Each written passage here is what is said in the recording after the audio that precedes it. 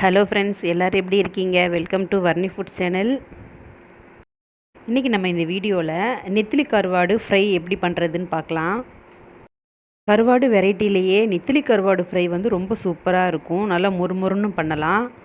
இந்த நெத்திலி கருவாடில் ஃப்ரை, வறுவல், குழம்பு, தொக்கு இப்படி நிறைய வெரைட்டிஸ் பண்ணலாங்க. இப்போ நான் இன்றைக்கி வந்து ஃப்ரை பண்ணி காமிக்கிறேன். இந்த வீடியோவை ஸ்கிப் பண்ணாமல் பாருங்கள். இந்த நெத்திலி கருவாடு ஃப்ரை வந்து எல்லா சாப்பாட்டுக்குமே சூப்பர் காம்பினேஷனாக இருக்கும். சாம்பார் சாதம், தயிர் சாதம், ரசம் சாதம் எல்லாத்துக்குமே நம்ம வச்சு சாப்பிட்லாம். ரொம்ப சூப்பராக இருக்கும். இப்போ ஃபஸ்ட்டு வந்து நான் வந்து ஒரு கைப்பிடி அளவு கருவாடு எடுத்திருக்கேங்க. இது வந்து ஒரு 100 இருக்கும். இப்போ இந்த கருவாடு உள்ள தலையை ஃபஸ்ட்டு நம்ம எடுத்துடலாம். பாருங்கள், இப்போ தலையெல்லாம் எடுத்தாச்சு. இப்போ வந்து இந்த கருவாடை வந்து ஹாட் வாட்டரில் நம்ம அலசி எடுத்துக்கலாம்.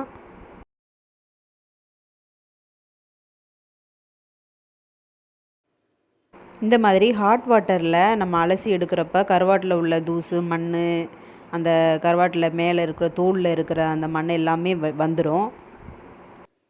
இந்த ஹாட் வாட்டரில் நம்ம கருவாடு போட்டு கழுவுறப்ப 3 நிமிஷம் மட்டும் போட்டு வச்சா போதுங்க. ரொம்ப வச்சிட்டோன்னா கருவாடு வந்து ஒரு மாதிரி குழஞ்சிடும். இப்போது 3 நிமிஷம் ஆயிடுச்சு. இப்போ கருவாடு வந்து சுடு தண்ணீர்லேருந்து எடுத்துடலாம். பாருங்கள், இப்போ கருவாட்டில் இந்த கருப்பு கலரில் ஒன்று இருக்கும், அதை எடுத்துடணும். அதோடு சேர்த்து நம்ம சமைச்சோன்னா கருவாடு கசக்கும். இதே மாதிரி எல்லாத்தையும் எடுத்துட்டு நம்ம சுடுதண்ணீர்லேருந்து எடுத்துடலாம்.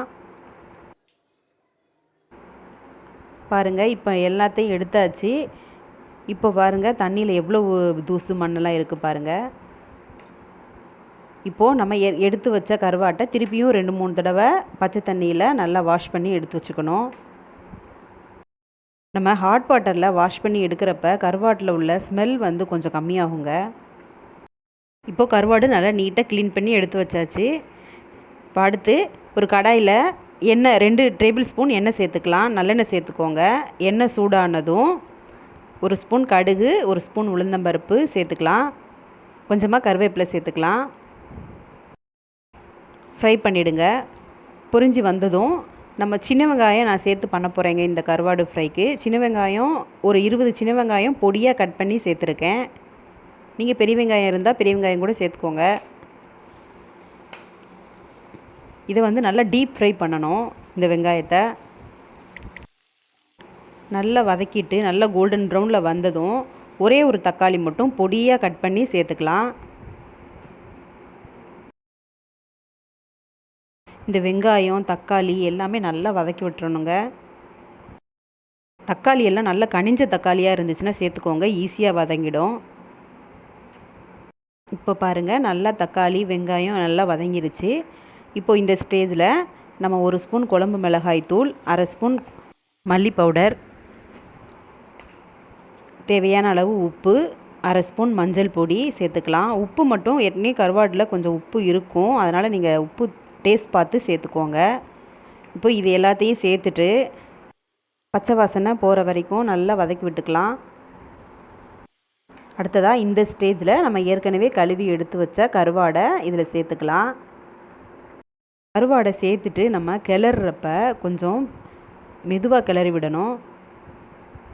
கருவாடு மீன் மாதிரி தாங்க, வேகமாக வெந்துடும். அதனால் நம்ம வந்து கொஞ்சம் பார்த்து கிளறி விடணும். இந்த மாதிரி கிளறி விட்டுட்டு ஒரு 3 நிமிஷத்துக்கு நம்ம இப்படியே விட்டுறலாம். சிம்மில் வச்சுக்கோங்க அடுப்பை. இப்படியே வச்சுருந்தாலே நல்லா டீப் ஃப்ரை ஆயிரும். இப்போ இன்னும் உங்களுக்கு கொஞ்சம் எண்ணெய் தேவைப்பட்டுச்சுன்னா நீங்கள் கொஞ்சம் எண்ணெய் சேர்த்துக்கலாம். அவ்வளோதான், ஒரு 5 மினிட்ஸில் பாருங்கள் நல்லா கருவாடு டீப் ஃப்ரை ஆயிடுச்சு.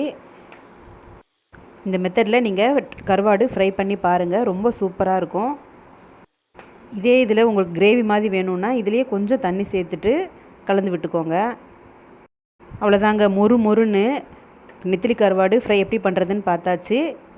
நெத்திலி கருவாட்டு குழம்பு வீடியோவும் நம்ம சேனலில் போட்டிருக்கோம், வேணால் ரெஃபர் பண்ணி பாருங்கள். இந்த வீடியோ பிடிச்சிருந்தால் லைக் பண்ணுங்கள். மறக்காமல் வர்ணி ஃபுட் சேனலை சப்ஸ்கிரைப் பண்ணிக்கோங்க. அடுத்த வீடியோவில் சந்திக்கலாம். நன்றி, வணக்கம்.